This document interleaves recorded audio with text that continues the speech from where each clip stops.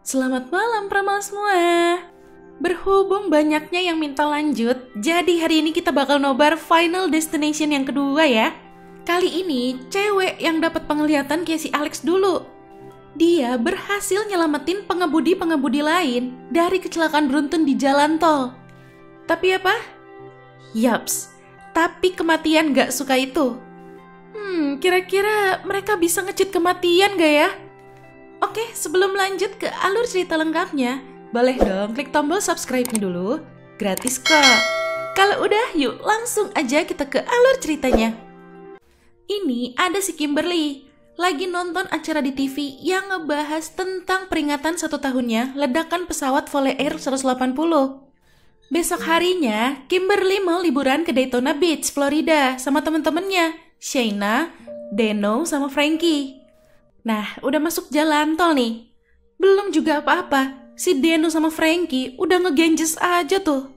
Mana pas banget lagi, di belakang mereka mobil polisi. Kimberly takut kena masalah kan ya kalau ketahuan ada yang ngegenjes. Dia mau buru-buru pindah jalur ke kanan, ngindarin mobil polisinya. Tapi hampir aja tuh ketabrak sama truk kayu. Kimberly nyuruh mereka buang genjesnya. Dibuangnya sembarangan coba. Gak lama, tiba-tiba indikator cek engine-nya nyala. Harus dicek dulu tuh mesinnya. Tapi si Shayna malah nyuruh tetap jalan aja. Aman katanya. Nurut aja lagi tuh si Kimberly. Ini si polisi ngedahuluin mobil mereka. Jadi di belakang truk kayu tadi. Si polisi sempet lihat tuh ada rantai yang putus. Dan tiba-tiba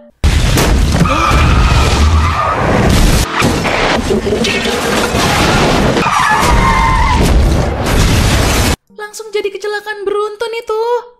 Banyak yang tewas, termasuk mereka. Tiba-tiba Kimberly tersadarkan. Itu tadi penglihatan dia, kayak si Alex dulu. Aslinya itu mereka masih antri di jalan masuk tolnya. Kimberly mulai panik pas ngelihat bis yang tadi dia lihat juga di penglihatannya.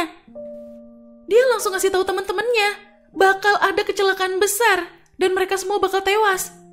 Antriannya jadi makin panjang. Tapi bukannya lanjut jalan, dia malah malangin mobilnya. Burke, si polisi itu, nyamperin mereka. Kimberly langsung ngasih tahu bakal ada kecelakaan beruntun. Sulit dipercaya sih emang. Akhirnya Kimberly diminta turun. Pas banget, truk kayunya lewat. Dia ngasih tahu itu tuh penyebab kecelakaan beruntunnya. Tapi si Burke masih nggak percaya. Tiba-tiba Kimberly berhasil nyelamatin yang seharusnya tewas di kecelakaan beruntun itu. Di antaranya ada si Ivan Lewis yang baru aja menang lotre, Nora sama anaknya si Tim, si pengusaha Kate Jennings, si pecandu Rory Peters, Isabella si ibu hamil, dan terakhir ada Eugene Dix si guru SMA. Tapi abis itu si Kimberly lihat ada tulisan next 180 feet. 180 ngingetin kita sama pesawat Volley Airlines kan?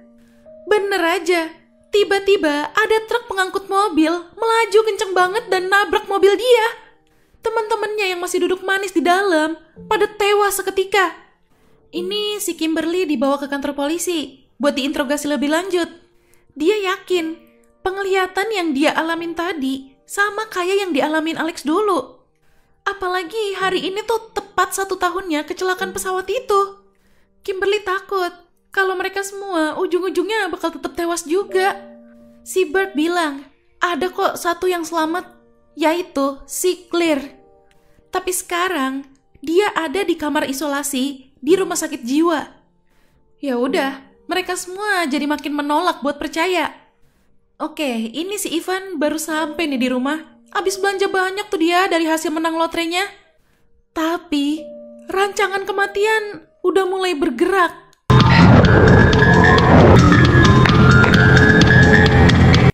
Dia nggak nyadar tuh hiasan tempel di kulkasnya jatuh ke makanan yang mau dia panasin itu. Nah kan, mulai koslet kan ovennya.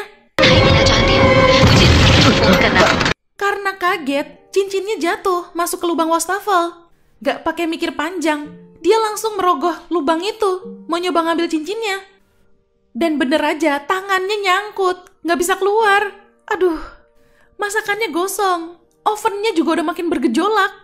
Dia sambil nyoba matiin apinya tuh, yang ada malah jatuh penggorengannya. Untungnya, dia berhasil ngeluarin tangannya. Dia langsung ngambil apar. Begitu disemprotin, ternyata nggak cukup. Mana jendela tiba-tiba pada ketutup lagi. Nggak bisa dibuka. Akhirnya dihancurin tuh kacanya. Dia turun lewat tangga darurat. Tangganya macet. Dipaksa diayun-ayun tuh sama dia. Berhasil. Tapi pas mau jalan, dia kepleset. Dan tangga itu merosot. Hampir aja. Nggak jadi ketusuk tuh dia. Tiba-tiba. Sementara itu, Burke lagi nyari tahu tentang korban-korban lanjutan dari kejadian yang dulu. Di salah satu artikel ada tentang si Alex yang tewas karena ketimpa batu bara. Dan katanya pas kejadiannya itu ada si Clear juga. Burke juga sekalian nyari tahu tentang pertanda kematian. Karena kemarin kan si Kimberly bilang dia ngeliat pertandanya tuh. Di sisi lain, kematian Ivan disiarin di berita. Semua penyintas dari kecelakaan kemarin pada lihat dan mulai panik. Ini Kimberly mutusin buat nemuin si Clear di rumah sakit jiwa. Dia benar-benar gak boleh bawa apa-apa loh ke dalam. Bahkan kuku aja tuh gak boleh panjang. Udah nih, Kimberly langsung ngasih tahu apa yang terjadi. Dan si Clear ngejelasin. Kalau dulu yang selamat dari kecelakaan pesawat tetap tewas sesuai urutan kematiannya.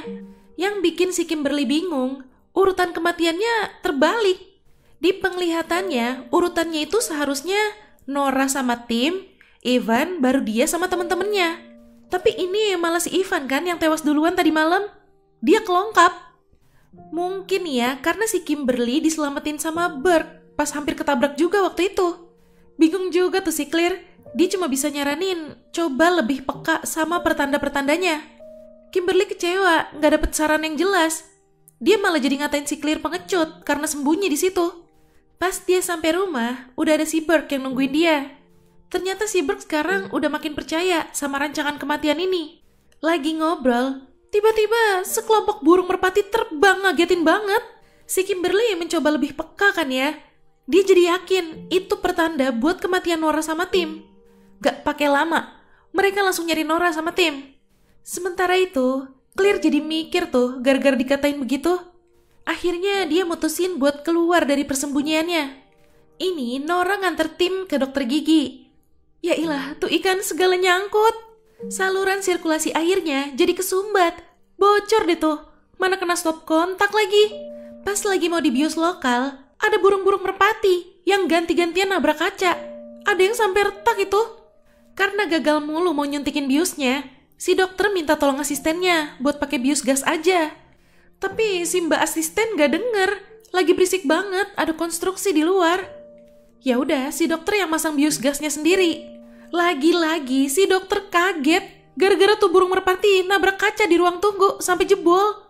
Si dokter keluar dulu, mau ngecek. Sementara si Tim ditinggal di dalam. Nah kan, koslet kan tuh. Gas oksigennya mati. Tim cuma bisa napas lewat mulut sekarang. Gantungan ikan-ikanan yang ada di atas dia tiba-tiba putus, jatuh masuk ke mulut dia. Tim gak bisa napas. Untungnya si mbak asisten datang, langsung ngeluarin ikan-ikanannya. Nah, udah selesai tuh urusan giginya. Pas banget Kimberly sama Burke sampai. Sambil lari, Kimberly coba ngasih tahu pertandanya, burung merpati. Si Tim malah ngusir burung-burung merpati yang ada di situ.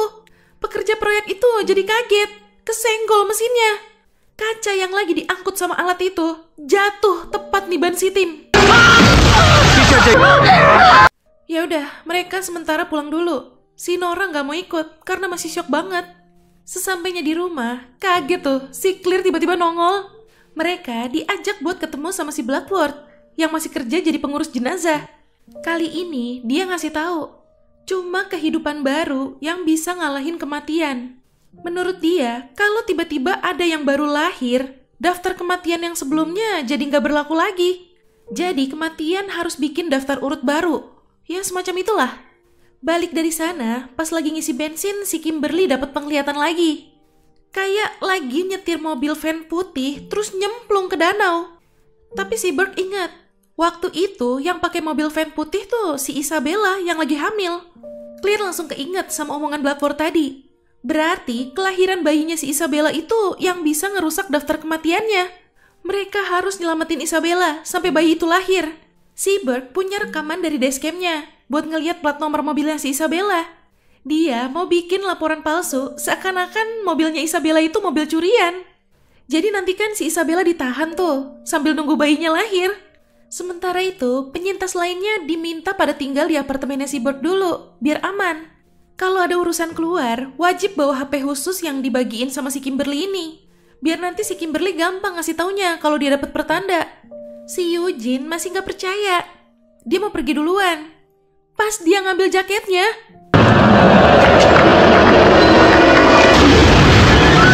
hampir aja tuh ngenain si Claire. Untung gece dia. Malah si Cat tuh yang pergi duluan. Gak lama, Nora sama Eugene juga pergi. Sementara itu, si Rory ngeliat bayangan bentuk pria yang megang kait-kait gitu. Dia ngasih tahu yang lain. Jangan-jangan itu pertandanya kan? Claire langsung buru-buru ngejar si Nora. Dan si Burke juga nelpon Nora ngasih tahu. Pria yang megang kait-kait bakal jadi penyebab kematian dia. Bener aja, rambutnya si Nora kesangkut kait tuh. Saking paniknya, Nora mau buru-buru keluar pas pintunya kebuka. Pintunya tiba-tiba ketutup lagi. Kepala dia jadi kejepit. Dan liftnya langsung naik lagi. Claire sama si Cat yang turun lewat tangga pas banget sampai. Mereka coba nahan. Tapi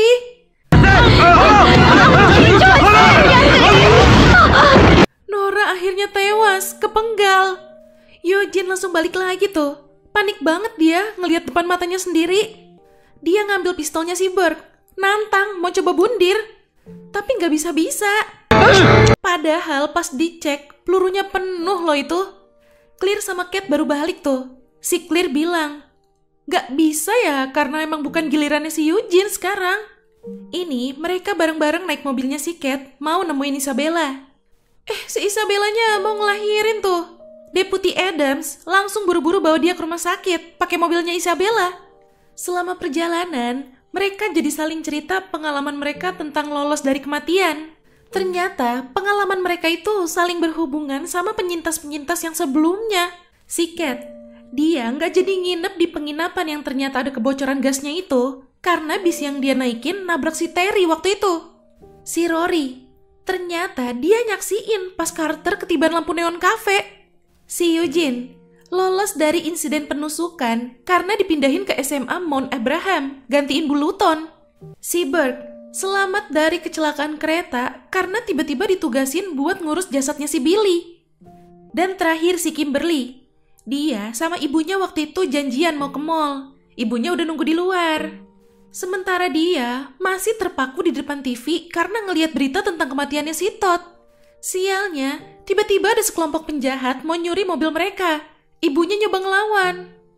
Tapi penjahat-penjahat itu bawa senjata dan ibunya tewas ditembak. Claire langsung kepikiran. Berarti kalau dia sama yang lainnya nggak turun dari pesawat waktu itu, Kimberly dan yang lainnya ini seharusnya udah pada tewas di kejadian yang mereka ceritain itu. Itulah sebabnya kenapa daftar kematiannya bergerak mundur. Tiba-tiba ban mobil mereka meletus. Papasan tuh sama mobilnya si Isabella. Si Cat refleks ngebuang setirnya ke arah peternakan. Pas banget dong, itu di titik mil 180. Lagi-lagi 180 ya. Adams nggak bisa bantu. Jadi dia cuma minta tolong dikirimin bantuan aja ke situ. Semua selamat sih. Tapi si Cat kakinya kejepit, nggak bisa turun. Eugene juga kondisinya buruk. Begitu petugas datang, dia langsung dibawa ke rumah sakit. Gak lama, wartawan juga ada yang datang tuh. Mana hampir nabrak si Brian lagi, anak yang punya peternakan itu. Gak nyadar dong, pas parkir ngehantem batu. Bocor itu bensinnya, ngalir lewat pipa. Ini Burke dapat kabar, si Isabella udah di rumah sakit, mau ngelahirin. Sementara itu, petugas lagi nyoba ngeluarin si Cat. Tapi getarannya kencang, airbagnya jadi keluar ngedorong si Cat. Tewas dia ketusuk pipa. Rokoknya jatuh, ketiup angin masuk ke pipa yang ada bensinnya. Apinya ngerambat sampai ke mobil wartawan itu lagi. Dan meledak. Seketika, Rory tewas. Kena pagar kawat yang kepental karena ledakannya. Mereka harus buru-buru nemuin si Isabella. Langsung cus deh tuh. Di perjalanan, Kimberly dapat penglihatan lagi. Ada dokter yang bernama Kalergian lagi kayak nyekek seseorang gitu. Begitu sampai, mereka mencar. Kimberly sama Burke ke Isabella. Si Claire mau nyari Eugene. Rancangan kematian juga udah mulai bergerak di bangsalnya si Eugene. Ini Isabella akhirnya berhasil ngelahirin bayinya. Seneng banget tuh. Mereka ngasih tahu si Claire.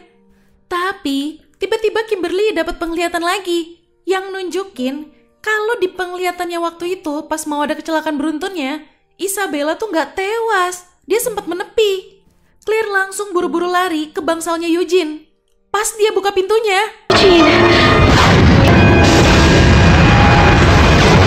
meledak. Ada kebocoran oksigen, terus dipicu sama stop kontak yang koslet. Di situ nggak cuma ngerenggut nyawa Eugene, tapi si Claire juga. Karena kena serpihan ledakan, tangannya si Kimberly luka-luka. Tapi dia jadi baru sadar. Di penglihatannya yang nyemplung ke danau itu, ternyata tuh dia. Pas banget tuh ada ambulan datang, itu van putih yang dia pakai di penglihatannya. Dia langsung kepikiran mau coba bundir dengan cara tenggelam. Kalau dia nantinya berhasil dihidupin lagi, berarti kan sama aja ada kehidupan baru tuh. Dia juga minta Burke buat siap-siap manggil dokter Kalergian itu buat bantu dia nanti. Dan ternyata berhasil. Dokter Kalergian berhasil ngembaliin detak jantungnya. Beberapa waktu kemudian, Kimberly, ayahnya sama Burke diundang sama keluarga Gibbons yang punya peternakan itu. Di situ, Pak Gibbons cerita si Brian pernah hampir ketabrak sama mobil wartawan, tapi diselamatin sama si Rory. Denger itu, Kimberly sama Burke langsung lihat-lihatan tuh. Bener aja, tiba-tiba panggangan barbeque-nya meledak. Iya loh. Dan si Brian tewas. Ya, itu tadi alur cerita dari film Final Destination yang kedua. Gimana? Seru kan? Ini di sini Kimberly masih selamat loh. Jadi makin penasaran. Mau lanjut atau enggak nih? Komen di bawah ya. Oke Pramal, jangan lupa ya follow Instagram kita @radiomalam.id. Sampai jumpa di ulasan alur cerita selanjutnya. Selamat malam.